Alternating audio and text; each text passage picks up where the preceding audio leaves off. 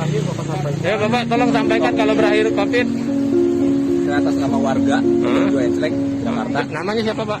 Yusuf ya. Video yang memperlihatkan seorang warga meyakini bahwa pandemi COVID-19 sudah berakhir viral di media sosial. Dalam video itu, warga tersebut terkena razia Satpol PP. Kepala Satgas Satpol PP Kelurahan Duripulo, Ahmad Buhori, menyebut pria itu terjaring razia pada Rabu, tanggal 23 Juni tahun 2021, kemarin. Saat itu petugas sedang menggelar razia masker di Jalan Tanah Abang 1, Gambir. Namun, setelah tertangkap, pria itu juga tidak terima ditegur dan diberi sanksi oleh petugas. Ia berkukuh bahwa COVID-19 sudah berakhir. Minta maaf. Belakangan video Yusuf yang meminta maaf juga ikut viral di media sosial.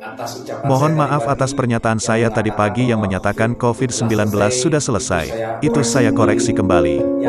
Sebenarnya COVID-19 masih ada sampai detik ini, kata dia.